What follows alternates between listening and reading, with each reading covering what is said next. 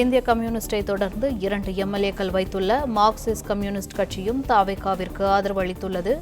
காங்கிரஸ், இடதுசாரி கட்சி எம்எல்ஏக்களின் ஆதரவை தொடர்ந்து தாவேகாவிற்கான ஆதரவு 116ஆக தற்போது உயர்ந்துள்ளது. மேலும் ஆட்சி அமைக்க தாவேகாவிற்கு 118 எம்எல்ஏக்கள் ஆதரவு தேவை எனும் நிலையில் தற்போது 116 பேர் ஆதரவு அளித்துள்ளனர்.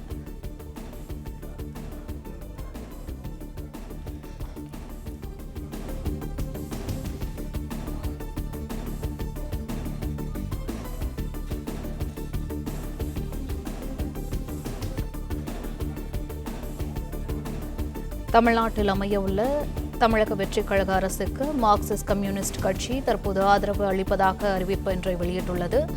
இந்திய கம்யூனிஸ்டை தொடர்ந்து 2 எம்எல்ஏக்கள் வைத்துள்ள மார்க்சிஸ்ட் கம்யூனிஸ்ட் கட்சியும் தாவேகாவிற்கு ஆதரவை அளித்துள்ளன. இதுகுறித்த கூடுதல் விவரங்களை எமது செய்தியாளர் மாணிக்கம் வழங்க கேட்கலாம். வணக்கம் மாணிக்கம், விவரங்கள். தமிழக வெற்றிக் கழகம் ஆட்சி அமைப்பதற்கு இடதுசாரி கட்சிகள் தங்களுடைய ஆதரவை வழங்கியிருக்கிறார்கள். தமிழக வெற்றிக் கழகம் ஆட்சி பெரும்பான்மை என்னும் 118 என்ற எண்ணை நோக்கி நெருங்கியிருக்கிறார்கள். இன்னும் 2 சட்டமன்றங்களுடைய ஆதரவு இருந்தால் 118 என்ற பெரும்பான்மை இலக்கை தமிழக வெற்றிக் கழகம் அடைந்து விடுவார்கள். தமிழக வெற்றிக் கழகத்தினுடைய தலைவர் விஜய் முதலமைச்சராக பொறுப்பேற்று விடுவார்.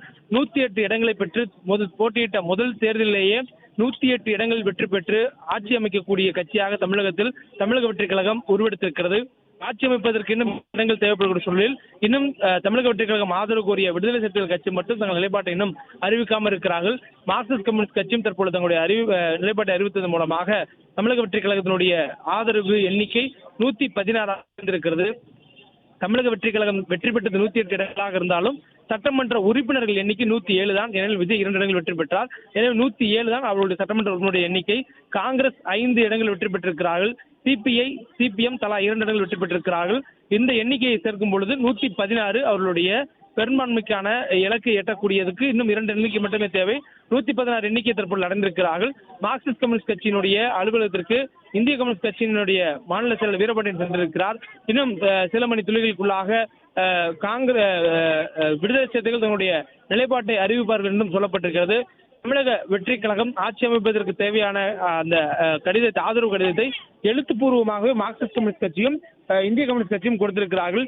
இந்திய கம்யூனிஸ்ட் கட்சிக்கு 2 எம்எல்ஏக்கள் இருக்கிறார்கள். அந்த 2 எம்எல்ஏக்கள்ல தளி சட்டமன்ற உறுப்பினர் ராமச்சந்திரன் அவர்கள் அந்த 2 எம்எல்ஏக்கள் குழுக்கு தலைவராக நியமிக்கப்பட்டிருக்கிறார்.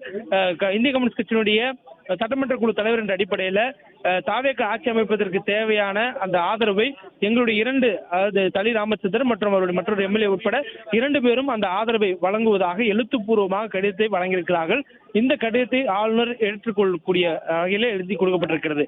அதே போன்று மார்க்சிஸ்ட் கம்யூனிஸ்ட் கட்சியினுடைய 2 சட்டமன்ற உறுப்பினர்களும் அவருடைய ஆதரவு கடிதத்தை தற்பொழுது விஜய் அவர்கள் முதலமைச்சராக பொறுப்பேற்பதற்கும் தாவேக ஆட்சி அமைப்பதற்கு கொடுத்திருக்கிறார்கள்.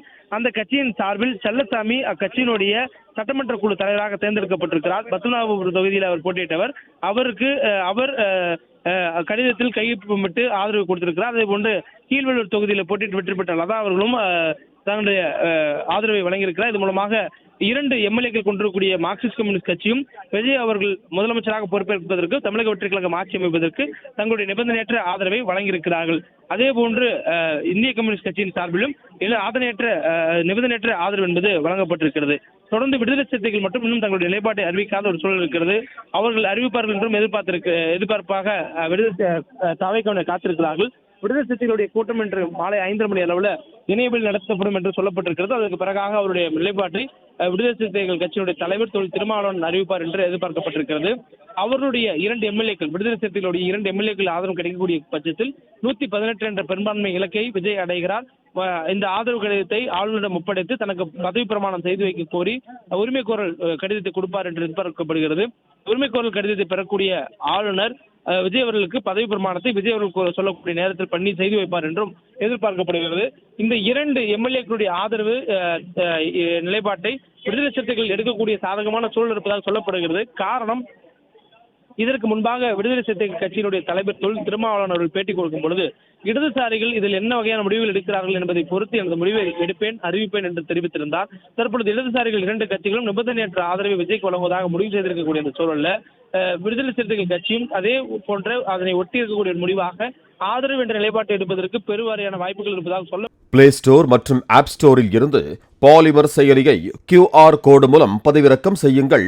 செய்திகளை உடனுக்குடன் பெறுங்கள்.